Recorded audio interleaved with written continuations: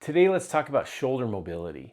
Shoulder mobility is a super easy win. If you can implement some shoulder mobility, you're probably going to see an improvement in performance. It's easy to put within the confines of a workout. It's easy to put at the end of a workout. But I think the really important thing as athletes, as human beings, and as climbers, improvements in shoulder mobility are likely going to reduce injury and improve performance.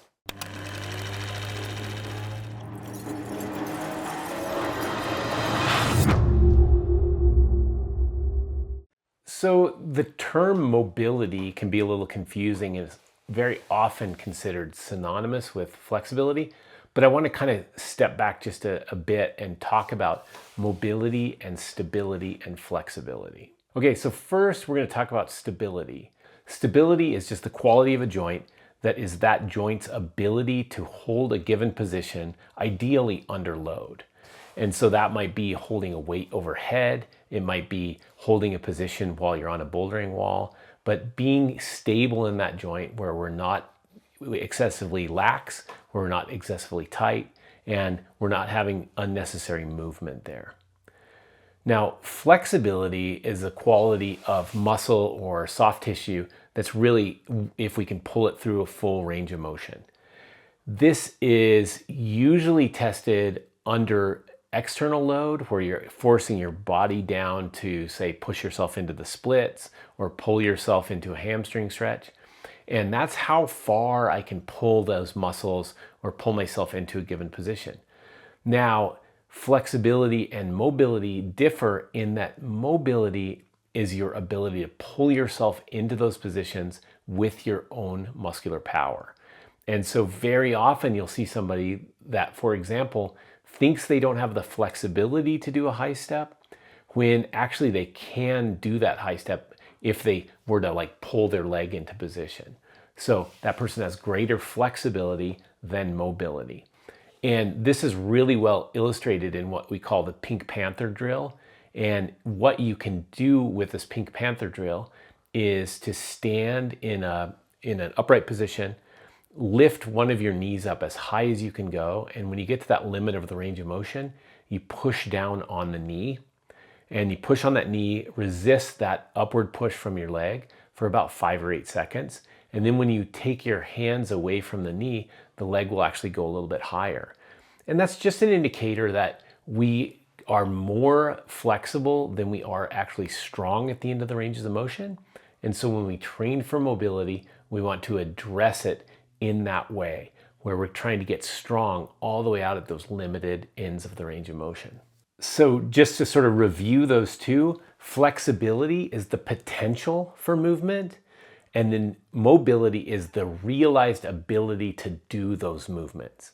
And when we want to improve our movement on the rock, we need to consider not just becoming more flexible, but being able to apply that flexibility.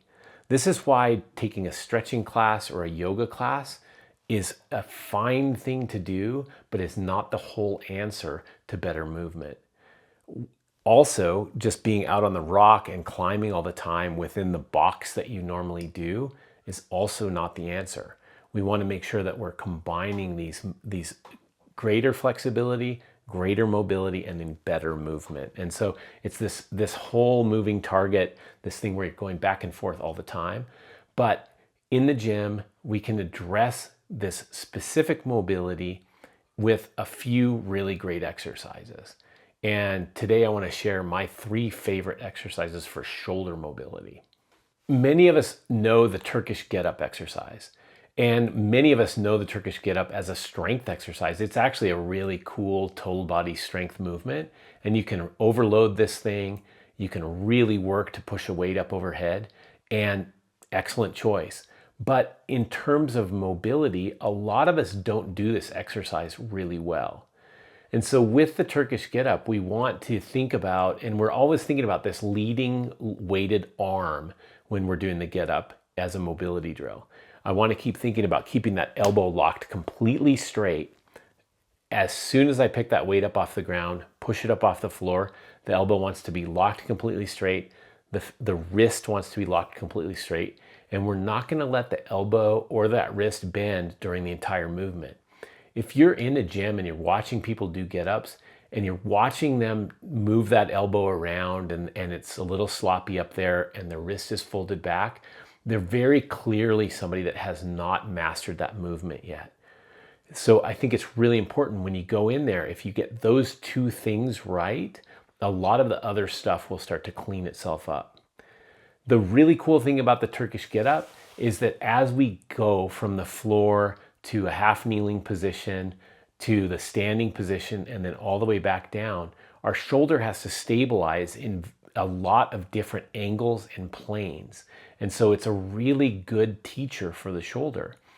If you find yourself in a position where you can't quite do it correctly, or that arm swings away from vertical, that's an indicator that we've got some work to do there.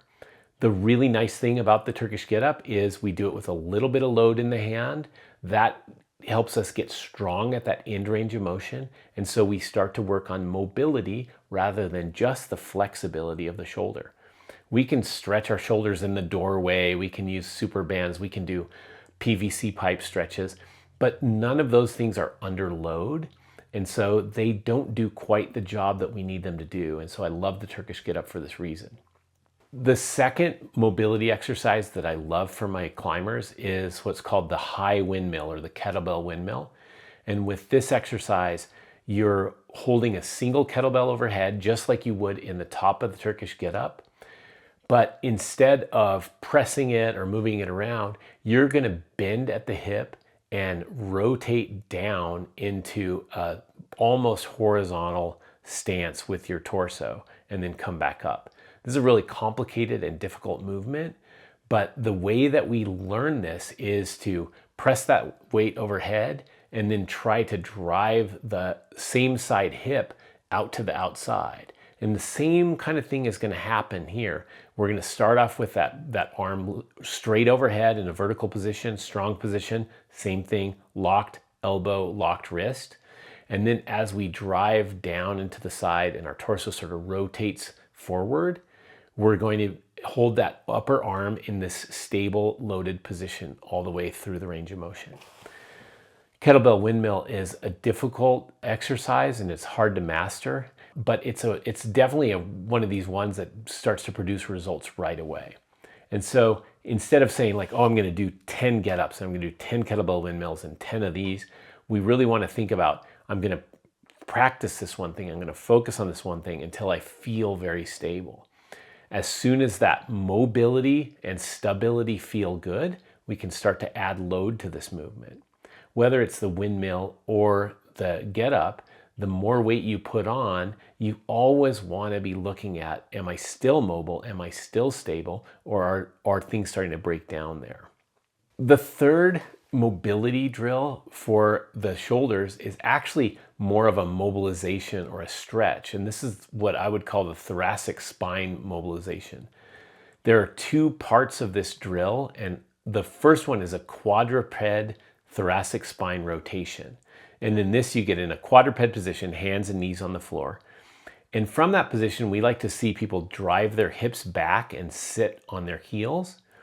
And then we place one hand on the C7 vertebra on the back of the neck and take that elbow with the hand placed behind the neck, and we'll rotate that in until it touches the other elbow. And then we rotate that out as far as we can, and we rotate back and forth between those two positions. Having the hips back and locked to the heels helps us to keep from rotating at the low back. And this really starts to mobilize this very stiff, very immobile thoracic spine that most of us have. By mobilizing some of this thoracic spine, we can then go to the weighted things like a Turkish get-up or a windmill and start to see improvements in performance there. The second half of what I like as far as the thoracic mobilization drills is to go from your quadruped and then get on a foam roller. And you lean across a foam roller. You put that foam roller kind of below your shoulder blades and it's perpendicular to your spine. And we simply do a big, like what looks like an abdominal crunch, where you arch your back across that foam roller and then arch all the way back up. Then we slowly move down the back there and we try to do that range of motion. You're sort of picturing doing that range of motion at each one of the thoracic vertebra as you go down. And we're slowly bending that spine open and we're bending it closed. And this is another thing where we don't do a lot of spine bending along that thoracic spine. We have a very mobile neck, the cervical spine. We have a very mobile low back or the lumbar spine, but that thoracic spine tends to kind of get locked into place. So if I can mobilize by doing these crunches across the foam roller, mobilize by doing the rotations in the quadruped position, and then get into a loaded version of either the kettlebell windmill or the Turkish getup, I'm starting to see some improvements in my shoulder mobility. Now, we can also use shoulder mobility in practice. We can actually go in and during our warm up on the bouldering wall, think about doing reaches where we stand really tall, try to reach with our arms at full extension, where we try to reach far to the sides, where we try to really engage with the strength of the shoulder in these more compromised positions. Most of us are very strong when we're in close to the body, but we get less and less and less able to produce force because of not only our prime movers, but because of these stabilizing muscles. So if I can improve my mobility, I can improve my strength. If I can improve my mobility, I can improve my stability. And if I can improve my mobility, I can improve my performance and reduce my chance of injury.